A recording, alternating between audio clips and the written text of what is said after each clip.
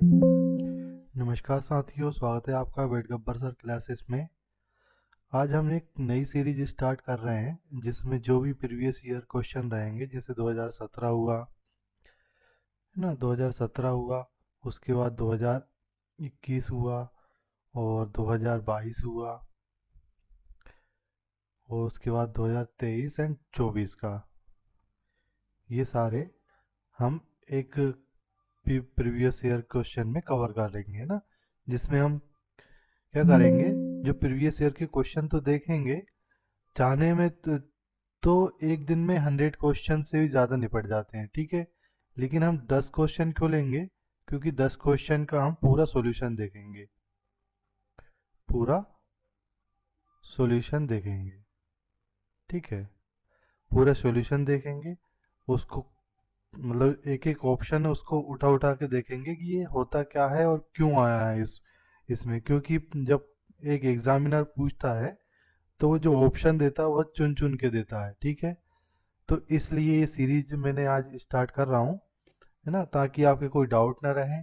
आपके जो क्वेश्चन है, यानी कि पुराने साल के जो क्वेश्चन है वो सब कवर हों और आप एक अच्छी तरह से तैयारी कर पाओ। तो पहला क्वेश्चन देखते हैं। पहला क्वेश्चन है, पशु बीमा योजना यानी कि कैटल इंश्योरेंस स्कीम के लिए निधि एजेंसी कौन सी है? निधि एजेंसी यानी जो फंडिंग करती है, क्या करती है? फंडिंग एजेंसी, यानी कि पैसा कौन सी एजेंसी देती है, ठीक है। ऑप्शन है DAH, DF यानी कि department of animal husbandry, depart dairy and fisheries, government of India, ठीक है। इसको क्या बोलेंगे? DAHD एंड F और भारत सरकार, ठीक है। दूसरा है state department of animal husbandry, इसको अगर सिंपल बोलें तो ये है भारत सरकार, जो कि भारत सरकार है, ठीक है। ये स्टेट है, स्टेट यानी राज्य सरकार, यानी कि जैसे कि मध्य प्रदेश सरकार हुई, राजस्थान सरकार हुई, इस प्रकार, ठीक है। तीसरा है मिल्क कोऑपरेटिव सोसाइटी, दुग्ध सहकारी समिति। और चौथा ऑप्शन है राष्ट्रीयकृत बैंक, ठीक है। ये चार ऑप्शन दिए गए हैं। अब इसमें से हमको सही आंसर बताना है कि सही आंसर कौन सा है, यानी कि जो केटल इंश्योरेंस स्कीम है यानी कि पशु बीमा योजना है, उसमें फंडिंग कौन सी एजेंसी करती है, ठीक है। तो इसका सही आंसर क्या होगा? सही आंसर है इसका पहले ही आंसर है, यानी कि भारत सरकार इसकी फंडिंग करती है, ठीक है। अब इसका मुख्य उद्देश्य क्या होता है? कौन सी एजेंसी करती है? एजेंसी ये गवर्नमेंट ऑफ इंडिया करती है, यानी भारत सरकार इसको फंडिंग देती है। किसको देती है? जो स्टेट, हर स्टेट में ये योजना चलाई जाती है ना। ये एक नेशनल स्कीम है, ठीक है। सबसे पहले ये समझिए कि ऐसी स्कीम है, ये नेशनल स्कीम है, यानी कि पशु का जो बीमा होता है वो राष्ट्रीयकृत होता है। यानी कि फंडिंग कहाँ से होती है इस स्कीम में? तो राष्ट्रीय यानी कि भारत सरकार द्वारा की जाती है। अब इसका उद्देश्य क्या है,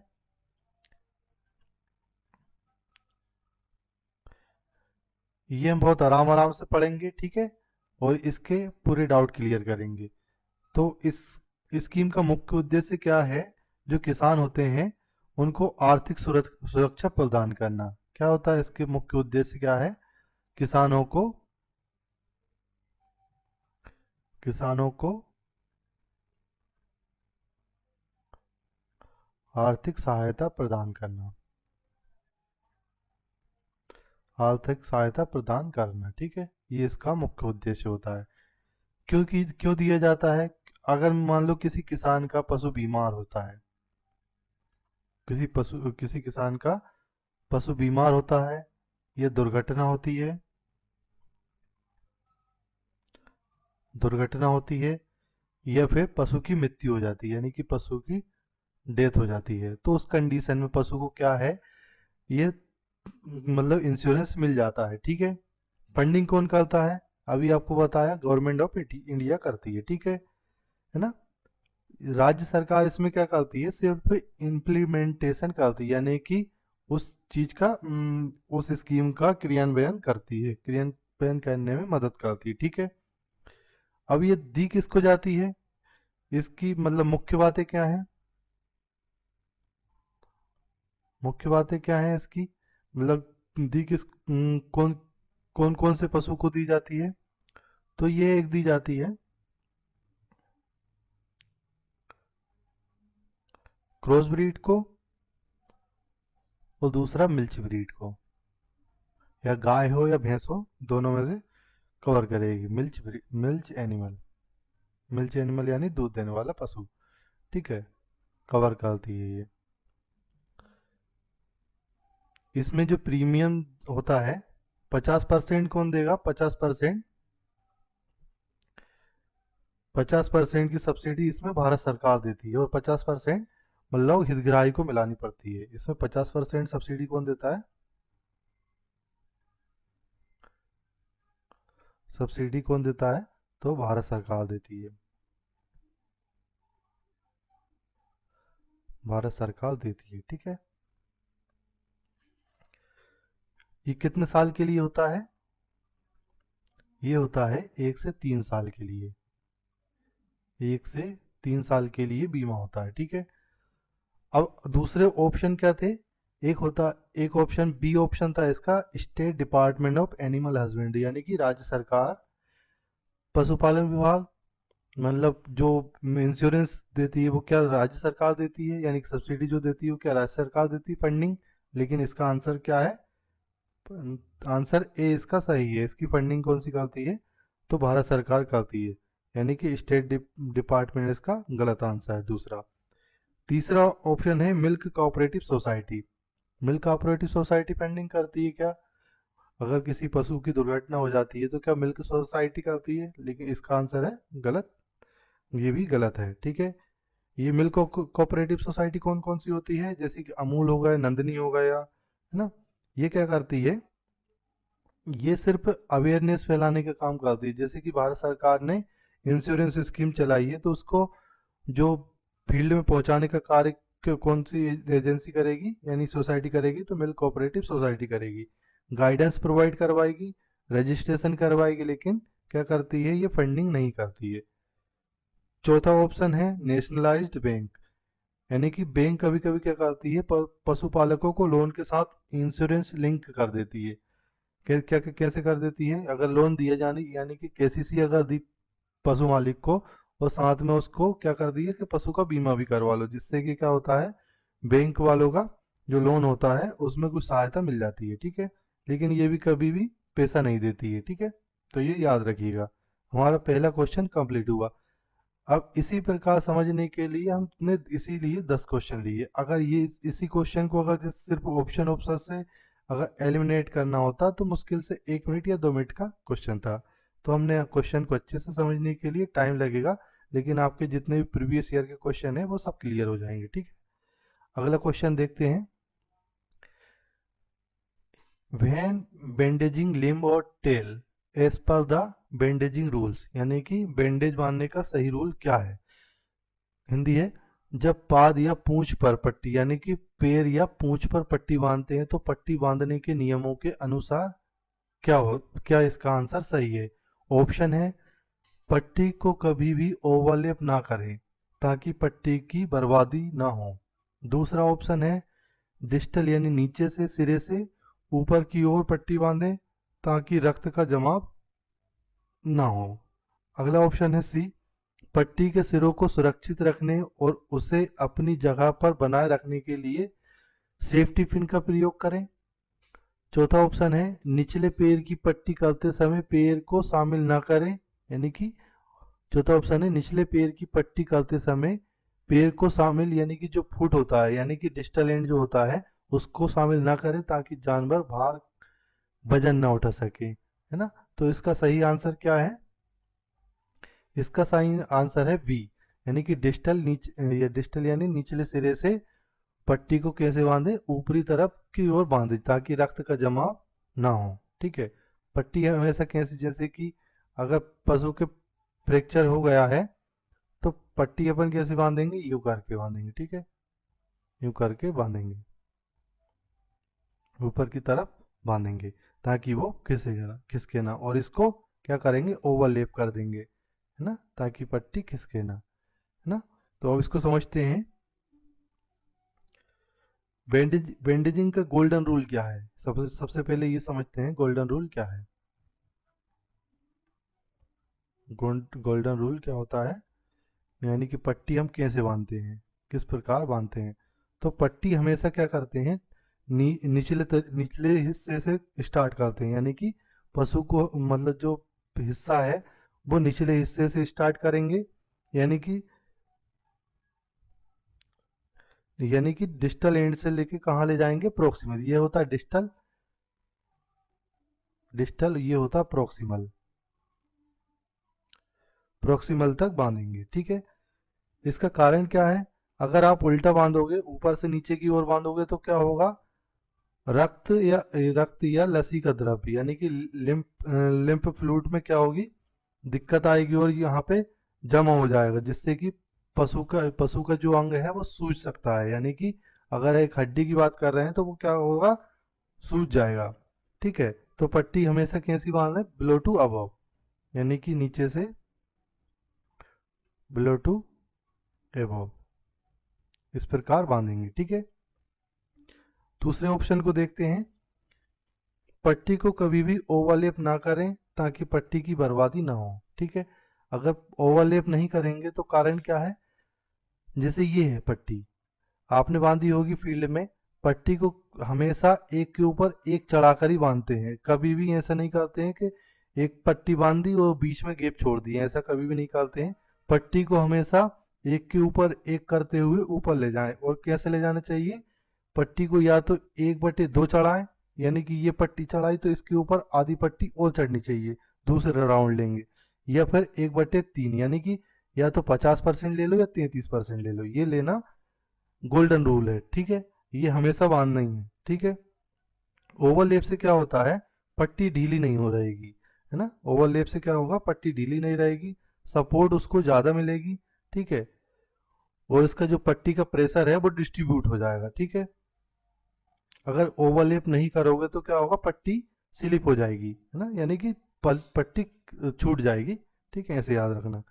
पट्टी के सिरों को सुरक्षित रखने यानी कि ऑप्शन सी है, पट्टी के सिरों को सुरक्षित रखने और उसे अपनी जगह पर बनाए रखने के लिए सेफ्टी पिन का ही उपयोग करेंगे। पशुओं में ये बिल्कुल नहीं करते हैं, सेफ्टी पिन पशु में कभी नहीं लगाते हैं, क्योंकि पशु इस प्रकार नहीं चलता कि अपन ने कहा कि सेफ्टी पिन लगा दी उसको तो वो वहीं के वहीं खड़ा रहेगा। अगर आप मान लो अपन ने उसको सेफ्टी पिन लगाई और उसने पट्टी खोल ली और सेफ्टी पिन उसको चुभ गई, तो दिक्कत तो उसकी होगी ना, घाव और ज़्यादा बढ़ा देगी।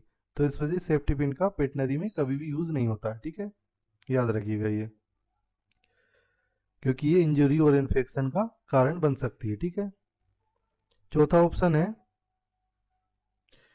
निचले पैर की पट्टी करते समय पैर को शामिल ना करें ताकि जानवर भार उठा सके। ये ऑप्शन भी गलत है। अगर अगर आप सिर्फ लिम्ब यानी कि जो पट्टी है वो सिर्फ पैर पे बांधेंगे और जो नीचली जगह है उसको छोड़ देंगे तो स्वेलिंग हो जाएगा, ठीक है, उस जगह पे स्वेलिंग आ जाएगी। इसलिए रूल क्या है, लिम्ब बैंडेज करते समय फुट यानी फुट को भी शामिल करें। जैसे कि ये पैर है तो बैंडेज अगर करेंगे तो यहीं से लेंगे, ठीक है, कंप्लीट इसको कवर करेंगे, है ना, ठीक है। ये हमारा क्वेश्चन, तो इसका सही आंसर क्या है, work from distal end upwards to prevent blood from pocketing at the end, यानी कि डिस्टल एंड से ऊपरी तरफ के लिए बैंडेज करते हैं, ठीक है। क्वेश्चन तीसरा है, what is the drug used in the treatment of tapeworm infestation, ठीक है, टेपवर्म संक्रमण के उपचार में प्रयुक्त औषधि कौन सी है, यानी कि जो औषधि है वो कौन सी है, ठीक है।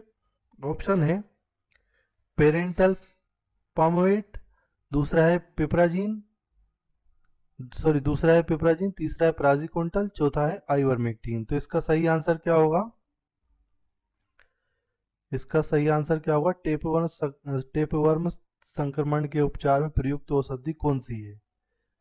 तो इसका सही आंसर होगा प्राजिकोंटल। प्राजिकोंटल को क्या कहते हैं, यानी कि टेपवर्म की ये दवाई है, ठीक है। और इसको समझते हैं, है ना। टेपवर्म क्या होता है, टेपवर्म कौन से होते हैं, टेपवर्म को क्या बोलते हैं, सिस्टोड बोलते हैं, ठीक है। सबसे पहली बात तो कंफ्यूजन यहीं पर रहता है, टेपवर्म को क्या कहेंगे, सिस्टोड। उसके अलावा निमेटोड को क्या बोलेंगे?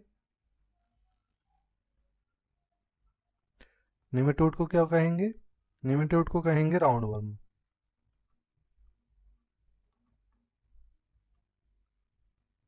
या इसको इधर ले लीजिए या इसको इधर ले लीजिए। और एक और कौन सा है? ठीक है, सिस्टोड होगा और ट्रेमेटोड होगा। एक होता है ट्रेमेटोड।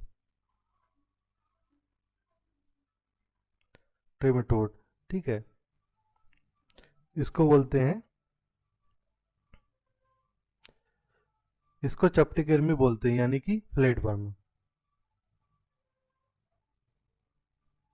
ठीक है, ये हमारा एक जनरल इंट्रोडक्शन हो गया कि इसको क्या बोलते हैं। अब टेप वर्म के जो होते हैं कैसे पहचानेंगे? इसमें जो आते हैं वो आते हैं टीनिया, टीनिया स्पीसीज आ जाती है इसमें। दूसरी आ जाती है डिप्लीडियम, डिप्लीडियम कैनिनियम हो गया, और बहुत सारी स्पीसीज हो जाती है। तो ये एक स्पीसीज है ना। अगली है मोनिंजा। मोनिंजा स्पीसीज आती है, ठीक है इसमें। तो टेपवर्म की जो ड्रग ऑफ यूज है वो कौन सी है? प्राजिकोंटल है, ठीक है। ड्रग ऑफ चॉइस बोलते हैं इसको, ठीक है, ड्रग ऑफ चॉइस।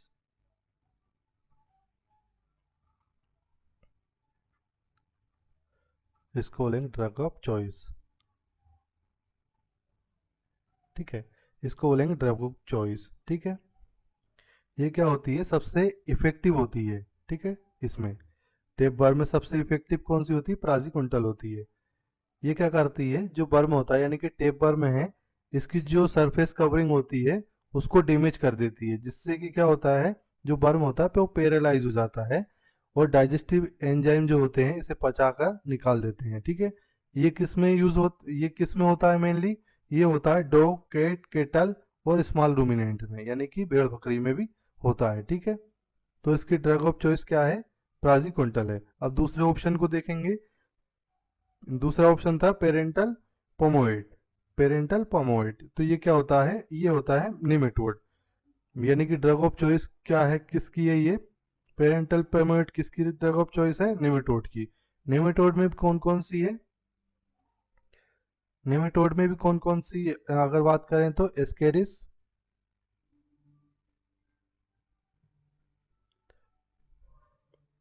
एस्केरिस और हुकबर्म। हुकबर्म के लिए इफेक्टिव होती है, ठीक है। अगला है, अगला ऑप्शन कौन सा था? बी ऑप्शन था पिपराजीन। पिपराजीन क्या होता है? पिपराजीन में कौन सी यानी कि ड्रग ऑफ चॉइस यूज होती है, यानी कि ड्रग कौन सी यूज होती है? तो इसमें होती है, मतलब ये होती है स्केरिस में पिपराजीन यूज होती है, ठीक है। और कभी कभी पिनबर्म के लिए भी यूज होती है, ठीक है, तो याद रखिएगा। अगला है आइवरमेक्टिन। आइवरमेक्टिन तो आप सभी जानते होंगे, ये एक ब्रॉड एक्सपेक्ट्रम, यानी कि ब्रॉड स्पेक्ट्रम एलमेंथिस है, ठीक है, एंटी हेलमेंथिस है, जो क्या करती है, जो निमेटोड पे और एक्टोपेरासाइट पे काम करती है, ठीक है। लेकिन ये टेप बर्म यानी कि जो हमारा क्वेश्चन था उस पर असरदार नहीं होती है, ठीक है। तो आप क्वेश्चन को एलिमिनेट करना भी सीखिएगा, ताकि है ना अगर क्वेश्चन आए तो उसमें ऑप्शन को हम एलिमिनेट कर पाए, ठीक है। अगला है गद्दी इज ए ब्रीड ऑफ, यानी गद्दी किसकी नस्ल है, ठीक है। गद्दी किसकी नस्ल है? तो इसका सही आंसर क्या है? सही आंसर है भेड़। भेड़ इसकी, भेड़ की ब्रीड, भेड़ की ब्रीड है गद्दी, ठीक है। ये कहाँ पाई जाती है मेनली? जो इसकी गद्दी ब्रीड है ये पाई जाती है, माउंटेन ब्रीड कहते हैं इसको, ये पाई जाती है हिमाचल। ये पाई जाती कहाँ पे? हिमाचल प्रदेश, जम्मू कश्मीर, जम्मू कश्मीर, उत्तराखंड। यहाँ पे पाई जाती है। इसी को लिए इसको क्या बोलते हैं, माउंटेन ब्रीड बोलते हैं। माउंटेन ब्रीड कहते हैं, माउंटेन ब्रीड कहते हैं, ठीक है। क्योंकि इसको क्या है, वहाँ के स्थानीय जो चरवाहा होते हैं वो पालते हैं, ठीक है, इसलिए इसको माउंटेन ब्रीड कहते हैं। ये क्या, कैसी ब्रीड है ये बुल यानी कि ऊन के लिए पाली जाती है मेनली। कौन कौन सी ऊन बनती है इनसे, फाइन क्वालिटी की बुल बनती है ना, जिसका क्या क्या यूज़ है, इसका ब्लैंकेट वगैरह बनाने में यूज़ होता है। कहीं कहीं ये डुअल पर्पस भी मानी जाती है, ठीक है। बकरी की ब्रीड नहीं है, इसका जो ए ऑप्शन था वो बकरी की ब्रीड नहीं है, और सी ऑप्शन भैंस की ब्रीड भी नहीं है, और केटल की ब्रीड भी नहीं है, ठीक है। अगला क्वेश्चन है, क्रूड फाइबर यानी कि 18% से कम वाले आहार को किस शब्द से नामांकित किया जाता है, यानी कि सॉरी, ये 18% से ज़्यादा है, ठीक है। इस प्रकार इसका जो निशान होता है, इधर जिधर इसका मुंह होता है उस उधर मान लो ज़्यादा होता है। ये क्रूड फाइबर 18% से ज़्यादा वाले आहार को किस शब्द से नामित किया जाता है? What is the term use to designate feed that are high in crude fiber 18 above? Option है न्यूट्रिएंट यानी पोषक तत्व, दूसरा है एडिटिव यानी योगज, तीसरा है कंसंट्रेट यानी कि सांद्र, चौथा है रफेजेस यानी कि मोटा चारा। ये आपको ऑप्शन इस प्रकार जो आपको दिख रहे हैं जैसे कि योगज है, सांद्र है, ये आपको क्वेश्चन व्यापन द्वारा दिए गए हैं इस प्रकार के, है ना। आप इसको ये ना समझे कि ये एरर है, लेकिन जो व्यापन द्वारा दिए गए हैं वो इसी प्रकार ईएसबी द्वारा इसी प्रकार के ऐसे ऑप्शन आते हैं, ठीक है। आपको एडिटिव ज़्यादातर तो आप क्वेश्चन अगर पढ़ो वहाँ पे एग्जाम में तो कैसे पढ़ना है, इंग्लिश में पढ़ना है, ठीक है। ऑप्शन और क्वेश्चन और ऑप्शन दोनों को इंग्लिश में पढ़ें, अगर नहीं समझ में आए तो फिर हिंदी देखें, ठीक है। ज़्यादातर को इंग्लिश में ही निपटाने की कोशिश करें, क्योंकि क्योंकि वेटनरी में जो टर्म आती हैं वो इंग्लिश में सही आती है, हिंदी में बहुत उटपटांग टाइप की आएगी, ठीक है। तो इसका सही आंसर क्या है, इसका सही आंसर है रफेज, यानी कि जो मोटा चारा होता है उसमें क्रूड फाइबर कितना होना चाहिए,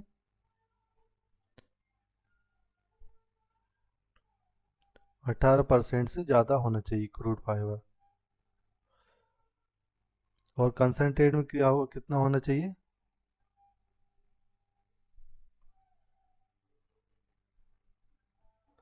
राइटिंग पे ध्यान मत देना, कंसनट्रेट में कितना होता है 18% से कम, यानी कि ये यूं हो जाएगा और ये यूं हो जाएगा, ठीक है। इस प्रकार देखेंगे इसको।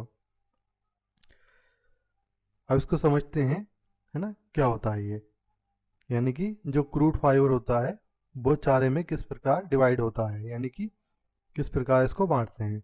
जब हम फीड का क्लासिफिकेशन करते हैं तो सबसे पहले हम इनको दो ब्रॉड कैटेगरी में बांटते हैं। कौन कौन सी कैटेगरी में, एक हो गया मोटा चारा और दूसरा सांद्र यानी कि कंसंट्रेट, दूसरा है कंसंट्रेट, कंसंट्रेट, ठीक है। दो भागों में बांटते हैं। अब इसमें क्या होता है, इसमें होता है ज़्यादा फाइबर, यानी कि ज़्यादा फाइबर होता है, और क्या होता है, कम कम न्यूट्रिएंट होता है, कम न्यूट्रिएंट होता है। इसमें क्या होगा, इसमें कम कम फाइबर होगा और ज़्यादा क्या होगा, ज़्यादा न्यूट्रिएंट होगा, यानी कि जैसे प्रोटीन कार्बोहाइड्रेट ये ज़्यादा इसमें होगा न्यूट्रिएंट, ठीक है, ये ज़्यादा होगा ना। उसे क्या कहेंगे, हम रफेज कहेंगे, जिसमें 18% से ज़्यादा 18% से ज़्यादा क्रूड फाइबर होगा, ठीक है। अब दूसरे ऑप्शन को समझते हैं, जिसका पहला ऑप्शन क्या था, न्यूट्रिएंट था, यानी कि पोषक तत्व था। तो न्यूट्रिएंट एक ब्रॉड टर्म होती है, जैसे कि इसमें क्या क्या आ जाते हैं, प्रोटीन आ जाते हैं, कार्बोहाइड्रेट आ जाते हैं, फैट आ जाते हैं, विटामिन आ जाते हैं, मिनरल्स और वाटर आ जाते हैं। लेकिन ये फीड की कैटेगरी में नहीं आता है, ठीक है ना, फीड की कैटेगरी में नहीं आता, ये आता है न्यूट्रिएंट की कैटेगरी में। एक बी ऑप्शन था इसका, एडिटिव। फीड एडिटिव कौन कौन से होते हैं, वो पदार्थ जो फीड की पैलेटिविटी और क्वालिटी और परफॉर्मेंस को बढ़ाने का कार्य करते हैं, ठीक है। एग्जाम्पल क्या है इसके, antioxidant, growth promoters, probiotic, enzyme और फ्लेवर, ये किस कैटेगरी में आते हैं, ये फीड एडिटिव में आते हैं। कंसनट्रेट तो आप समझते हो, कंसनट्रेट क्या होते हैं, जिनमें क्रूड फाइबर 18% से कम होता है, ठीक है, जिसमें क्रूड फाइबर 18% से कम होता है और न्यूट्रिएंट्स हाई होते हैं। इसमें कौन कौन से होते हैं एग्जाम्पल में, इसमें सीरियल ग्रेन होते हैं, जैसे कि मेज, वर्ली, ओट और व्हीट, यानी कि ऑयल केक वगैरह होते हैं। तो ये सारी चीज़ें ध्यान रखना आप। रफेज में क्या होता है, इसमें हाई क्रूड फाइबर होता है और ये बल्क सप्लाई में काम करती है, यानी कि अगर रूमेन को भरना हो जैसे कि, तो ज़्यादा चारा खिला दो उसको, है ना, जिससे कि क्या होता है कि उसका पेट जल्दी भर जाएगा, ठीक है। अब इसमें कौन कौन से आते हैं, ग्रीन फोडर आ गया, ड्राई फोडर आ गया है, साइलेज एक्स्ट्रा वगैरह आती है, लेकिन ये ज़्यादा इंपॉर्टेंट नहीं होते हैं, ठीक है। अगला क्वेश्चन है, घाव ड्रेसिंग में सामान्यतः प्रयुक्त एंटीसेप्टिक एजेंट कौन सा है। ऑप्शन है फॉर्मेलिन, दूसरा है पोविडीन आयोडीन सॉल्यूशन, तीसरा है ब्लीचिंग पाउडर, चौथा है acetic acid solution, acetic acid solution, ठीक है। तो इसका सही आंसर क्या है, इसका सही आंसर है पोविडीन आयोडीन सॉल्यूशन, ठीक है, पोविडीन आयोडीन सॉल्यूशन। अब पोविडीन आयोडीन सॉल्यूशन क्यों यूज करते हैं, ठीक है, पोविडीन आयोडीन क्यों यूज करते हैं, क्योंकि ये होता है जर्मिसाइडल, ठीक है, ये क्या करता है, बैक्टीरिया, फंगस, वायरस पर असरदार होता है, ठीक है। टिश्यू फ्रेंडली होता है ये, यानी कि सेल को ज़्यादा नुकसान नहीं पहुंचाता है ये। इसको अगर लिखें हम, जैसे कि ये क्या होता है, जर्मिसाइडल होता है, जर्मिसाइडल होता है, ठीक है। और क्या होता है, टिश्यू फ्रेंडली होता है।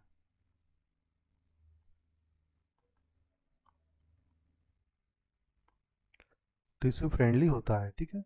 अगला है, आसानी से उपलब्ध हो जाता है, ठीक है,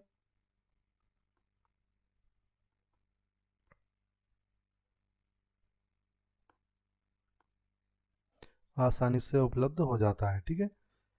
पोविडीन आयोडीन, इसमें क्या क्वालिटी होती है, ये इतनी सारी क्वालिटी को फुलफिल करता है, ठीक है।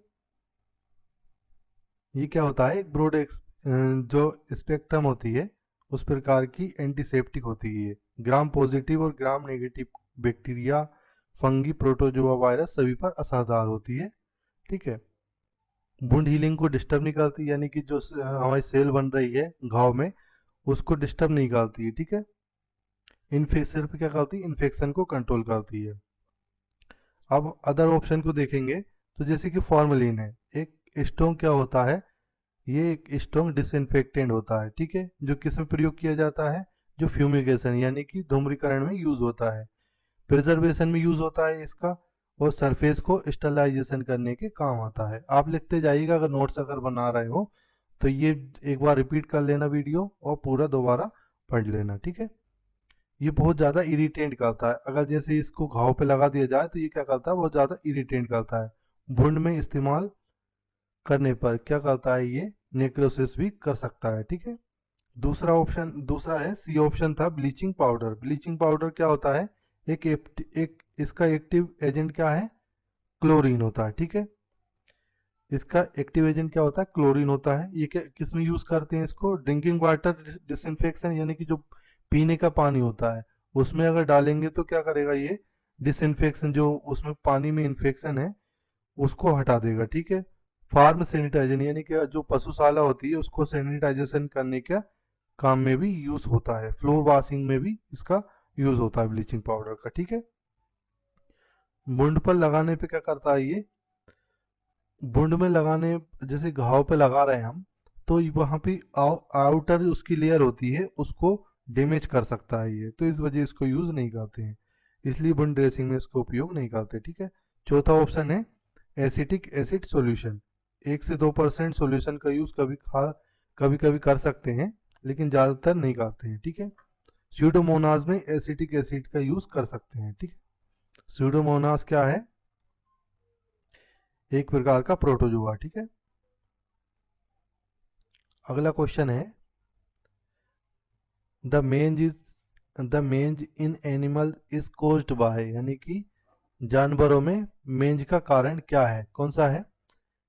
पहला ऑप्शन है फ्लीज, दूसरा है टिक्स, तीसरा है लाइज, चौथा है माइट्स। तो इसका सही आंसर क्या रहेगा? यानी मेंज किसके कारण होती है? मेंज होती है माइट्स के कारण। ठीक है। मेंज का मुख्य कारण क्या है? माइट्स है। मेंज क्या होती है पहले ये समझते हैं। मेंज होती है त्वचा की, क्या है मेंज? क्या है?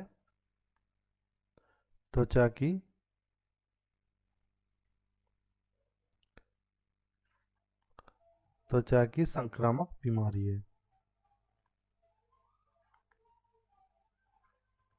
त्वचा की संक्रामक बीमारी जो क्या करती है, खास तौर पर जानवरों में क्या करती है? खुजली। जानवरों में क्या करेगी? खुजली करेगी। और एलोपेसिया, बाल झड़ना करती है त्वचा को, यानी कि त्वचा को कैसे कर देती है? मोटा कर देती है। त्वचा का मोटा होना, फुला देती है, खुजली करवा करवा के पपड़ीदार बना देती है। कैसी बना देती है? पपड़ीदार।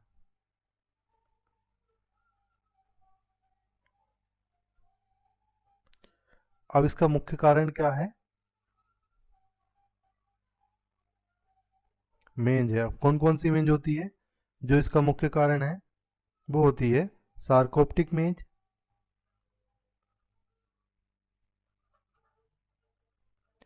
सार्कोप्टिक मेंज होती है। दूसरी है डेमोडेक्टिक मेंज,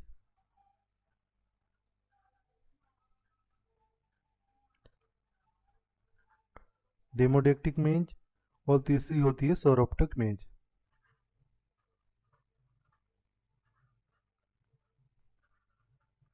ये मेंज क्या करती है? ये खुजली करती है। तो इसका मुख्य कारण क्या है? माइट्स होता है। ठीक है। ठीक है। ये होती है, यानी कि जो माइट्स है वो होती है, ये होती है माइट्स। ये माइट्स है, ये माइट्स के नाम है। ये कौन कौन सी माइट होती है? सारोप्टिक, सार्कोप्टिक होती है, डेमोडेक्स होती है और सोरोप्टिक होती है। लेकिन उनके कारण कौन सी बीमारी होती है? तो ये बीमारी है, सॉरी, ये होती है बीमारी, ये होती है बीमारी, और ये होते हैं कारण। ठीक है। ये होते हैं कारण और ये होती है बीमारी। ठीक है। इस प्रकार याद रखिएगा ना। ये कैसी बीमारी होती है? ये जूनोटिक बीमारी होती है। ठीक है। अब दूसरे ऑप्शन को अगर देखें तो जो फिलीस है, फिलीस क्या होती है? बाहरी परजीवी होती है। ये क्या करती है? जानवरों को खून चूसती है। ठीक है। कभी कभी ये क्या करती है? खुजली करती है, लेकिन ये मेंज नहीं होती। ठीक है। ये जैसे याद रखिएगा। कौन कौन सी होती है? फ्लीस के मुख्य रोग कौन कौन से होते हैं? फ्लीस के होते हैं फिलिया, एलर्जी, डर्मेटाइटिस और टेपवर्म ट्रांसमिशन करती है मुख्यतः ये। टेपवर्म का जो ट्रांसमिशन हो, कौन कौन सी टेपवर्म का करती है? तो डिप्लीडियम कैनिनम का ट्रांसमिशन करती है फ्लीस। ठीक है, याद रखिएगा, क्वेश्चन पूछा जा सकता है। अगला ऑप्शन है टिक्स, यानी कि किलनी। किलनी क्या करती है? टिक्स बड़े बाहरी परजीवी होते हैं जो क्या करते हैं? ये भी खून चूसते हैं। ठीक है। ये कौन कौन सी बीमारी करते हैं, फैला सकते हैं? ये फैलाते हैं बवेसिया हो गया, थायलेरिया हो गया, एनाप्लाज्मा हो गया। जो ब्लड बर्न बीमारी होती है वो इन्हीं के कारण होती है। ठीक है। लेकिन ये मेंज नहीं करते। ठीक है। अगला है सी ऑप्शन है लाइज। ये भी कैसे होते हैं? लाइज यानी जू, किसी किसी के पढ़ रहे होंगे, है ना? तो ये बाहरी बाहरी परजीवी होते हैं ये भी, है ना? इनसे कौन सी बीमारी होती है जू से? पेडिकुलोसिस डिसीज हो जाती है। ठीक है। याद रखिएगा, पेडिकुलोसिस बीमारी होती है इनसे। वो बाल झड़ने का मुख्य कारण इन्हीं के कारण होता है। ठीक है। अगला क्वेश्चन है सामान्यतः बतख की नस्ल कौन सी है ना? सामान्यतः या the common duck breed is, सामान्यतः बतख नस्ल कौन सी है? तो रोड आइलैंड रेड हो गई, option A Rhode island red, B option है मिनोरका, तीसरा है खाकी कांपवेल, चौथा है बेटम। ठीक है, तो इसका सही आंसर क्या है? खाकी कांपवेल इसकी सही नस्ल है, यानी कि बतख की नस्ल कौन सी है? खाकी कॉम्पवेल है। खाकी कॉम्पवेल एक बतख की प्रसिद्ध नस्ल है। ठीक है, कुछ इसके बारे में पढ़ लेते हैं, ये पूछ सकते हैं एग्जाम में। खाकी कॉम्पवेल,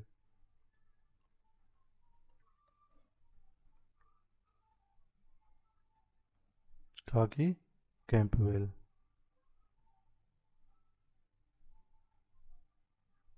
खाकी कैंपवेल ही लिखा हुआ है। खाकी कैंपवेल ये क्या है? प्रसिद्ध नस्ल है, किसकी? बतख की प्रसिद्ध नस्ल है। ठीक है, ये कौन सी नस्ल है? एक टाइप की है, यानी कि अंडे देती है, एक टाइप डक है, एक टाइप डक डक है। ठीक है, कैपेसिटी कितनी है इसकी? कितने अंडे दे सकती है साल भर में? कैपेसिटी होती है इसकी 300 अंडे दे सकती है, 300 अंडे दे सकती है। ठीक है, रंग कैसा होता है इसका? खाकी भूरा होता है, भूरा सा है ना?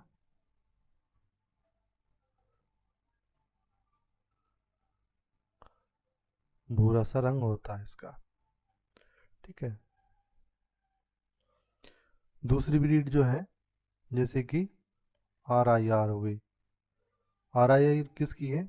अमेरिकन ब्रीड है। ठीक है, जिसमें 3 शब्द आते हैं ना, रोड आइलैंड रेड हो गया, वाइट एक हो गई, वाइट लेगान हो गई। ये कौन सी नस्ल होती है? ये अमेरिकन नस्ल है। ठीक है, अमेरिकन नस्ल है। ठीक है, ये क्या करती है? ये होती है चिकन ब्रीड है। ठीक है, ये डुपल पर्स यानी कि ईग और मीट के लिए पाली जाती है, ईग प्लस मीट के लिए, मीट के लिए, दोनों के लिए पाली जाती है। अगली है मिनोरका, ये भी किसकी नस्ल है? ये भी मुर्गी की नस्ल है, चिकन की ब्रीड है। ये कौन सी है? मिनोरका, मिनोरका है मेडिटेरियन की, मेडिटेरियन नस्ल है, मेडिटेरियन नस्ल है। बंटम्स, बेंटम्स कौन सी है? ये भी चिकन की नस्ल है, कौन सी है? स्मॉल साइज ब्रीड है ये, बेंटम्स। ऑर्नामेंटल ब्रीड बोलते हैं इसको, स्मॉल साइज ब्रीड होती है। ठीक है, इसको कैसे, कहाँ पालते हैं इसको? इसको पाला जाता है शो के लिए, जो नाटक वगैरह करवाते हैं उसमें इसका यूज होता है। ठीक है, अगला क्वेश्चन है, what is the recommended level of calcium in case of laying hens diet, यानी कि अंडा देने वाली मुर्गी के आहार में कैल्शियम का अनुशंसित स्तर क्या है? यानी कि कितना होता है कैल्शियम का? एक जो अंडा देने वाली मुर्गी है उसको कैल्शियम कितना देना चाहिए, मतलब जो उसका लेवल है वो कितना होता है? ठीक है, तो इसका लेवल होता है 4%। ठीक है, 4% देते हैं लेइंग वाली मुर्गी को। देखो इसमें क्या होता है, जो अंडे देती है उसमें अंडे का जो कवर होता है वो किसका बना होता है? कैल्शियम कार्बोनेट का बना होता है, कैल्शियम कार्बोनेट का बना होता है। कितना होता है? 2 ग्राम कैल्शियम कार्बोनेट होता है, इसके ऊपर जो कवर होती है वो 2 ग्राम का होता है। ठीक है, लगभग। ठीक है, तो कैल्शियम बहुत महत्वपूर्ण होता है, इसलिए जो अंडे देने वाली मुर्गी होती है उसको 4% हम क्या देते हैं? कैल्शियम देना ही चाहिए। ठीक है, ये लेवल है इसका, मतलब 3.5 से, अगर 4 नहीं मानो तो 3.5 से 4% देते हैं। ठीक है, अब दूसरी अगर बात करें तो ब्रोलर में कितना देते हैं? ब्रोलर में कितना देते हैं? ब्रोलर में देते हैं 1%। ठीक है, अगर ब्रॉयलर में देंगे तो कितना देंगे 1%, और ग्रोवर में कितना देंगे, ग्रोवर में देंगे हम 1 से 1.2%। ठीक है, ये याद रखिएगा, क्वेश्चन में पूछ लिया जाता है। लेयर का तो बता दिए 3.5 से 4% होता है, तो ये हमारा याद रखना बहुत जरूरी है। ठीक है, अगर कैल्शियम को कम दिया तो क्या होगा, जो एक सेल की जो ऊपरी परत होती है ना, वो कैसी होगी, सॉफ्ट होगी और थीन होगी, और क्या होगा, एक प्रोडक्शन में भी कमी आ सकती है। ठीक है, तो इसका विशेष ध्यान रखें। अगला क्वेश्चन है, विकास हार्मोन यानी कि जो ग्रोथ हार्मोन है, causes by hyperglycaemia is a result of, यानी कि विकास हार्मोन ग्रोथ हार्मोन हाइपरग्लाइसेमिया क्यों उत्पन्न करता है। ऑप्शन है, decrease peripheral utilisation of glucose, glucose के परिधीय उपयोग में कमी, decrease hepatic production by gluconeogenesis, gluconeogenesis द्वारा लीवर उत्पादन में कमी, यानी कि लीवर उत्पादन में कमी।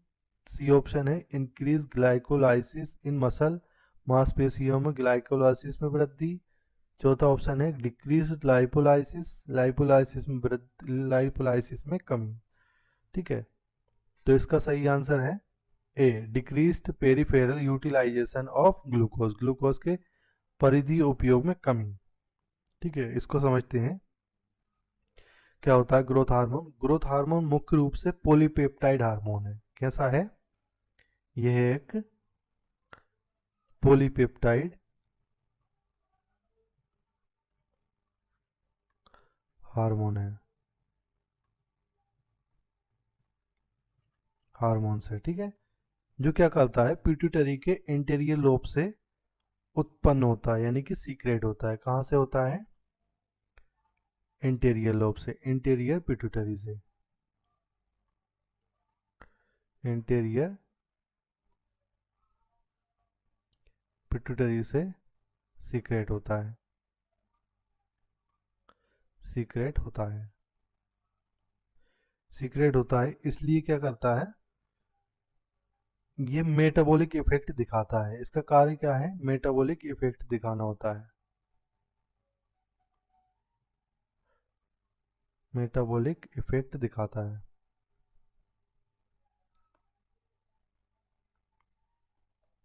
मेटाबॉलिक इफेक्ट दिखाता है। ठीक है, ग्रोथ हार्मोन का मेन कार्य क्या है, मेटाबॉलिक इफेक्ट दिखाना। ये शरीर में ग्लूकोज अपटेक और यूटिलाइजेशन को कम करता है। क्या करता है, ये अगर जैसे कि इसको शरीर में दिया तो ये शरीर में क्या करेगा, ग्लूकोज अपटेक और यूटिलाइजेशन को कम करता है, खासकर मसल्स और एडिपोस टिश्यू में।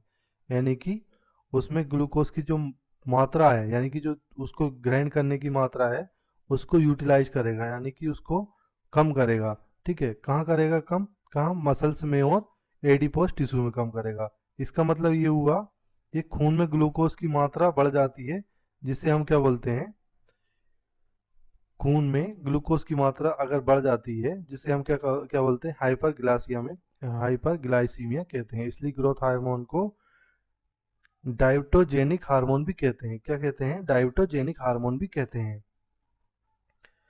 तो याद रखिएगा, इसके अतिरिक्त प्रभाव क्या है, ग्रोथ हार्मोन लाइपोलाइसिस जो हमने ऑप्शन में देखे थे, वो होता है फैट को क्या करता है, ब्रेक डाउन करता है, यानी कि फ्री फैटी एसिड बढ़ते हैं इससे, है ना। दूसरा है, ग्रोथ हार्मोन हेपेटिक ग्लूकोनियोजेनेसिस भी बढ़ाता है, जिससे क्या करता, जिससे होता है, जिससे ग्लूकोज और बढ़ सकता है। ठीक है, तीसरा है, लेकिन इसका मेन कारण क्या है, पेरिफेरल टिश्यू में ग्लूकोज यूटिलाइज कर सकता है ये, है ना, यूटिलाइज में कमी करता है। ठीक है, इतना याद रखिएगा, ये थोड़ा डीपली है ना, तो इसको आप अपने हिसाब से समझिएगा। मैं आपको सिंपल बता रहा हूँ ये क्या करता है। सिर्फ ये क्या है, पॉलीपेप्टाइड हार्मोन है, जो क्या करता है, पिट्यूटरी, एंटीरियर पिट्यूटरी से निकलता है, और ये क्या करता है, कार्य क्या है इसका, मेटाबॉलिक इफेक्ट दिखाना। ठीक है, इतना याद रखिएगा। बाकी क्या, इसके जो बी ऑप्शन है, बी ऑप्शन को देखिएगा, decrease hepatic production by gluconeogenesis. ये क्या करता है? ये ऑप्शन गलत है, क्योंकि इसमें क्या होता है, ग्लूकोज यानी कि ग्रोथ हार्मोन जो होता है एक्चुअली ग्लूकोनियोजेनेसिस को बढ़ाता है, कम नहीं करता है, ठीक है। अगर ग्लूकोनियोजेनेसिस कम करता तो हाइपरग्लाइसीमिया नहीं होता, ठीक है, ऐसे याद रखिएगा। इसका सी ऑप्शन है, इंक्रीज ग्लाइकोलाइसिस इन मसल। ये भी गलत है, यानी कि ग्रोथ हार्मोन क्या करता है, मसल्स में ग्लूकोज को यूटिलाइजेशन को कम करता है, ग्लाइकोलाइसिस बढ़ता नहीं है, ठीक है इससे। डी ऑप्शन है, डिक्रीज लाइपोलाइसिस, यानी कि लाइपोलाइसिस को क्या डिक्रीज करेगा ये, तो ग्रोथ हार्मोन क्या करेगा, एक्चुअली जो लाइपोलाइसिस है उसको बढ़ाता है, यानी कि फैट का ब्रेकडाउन बढ़ाता है, ठीक है, ऐसे याद रखिएगा, इसलिए डिक्रीज लाइपोलाइसिस नहीं करता ये। तो आज के लिए हमारा इतना ही है ना, अगले कल हम फिर देखेंगे इसको। आज के लिए इतना ही क्वेश्चन बहुत है, ठीक है, धन्यवाद।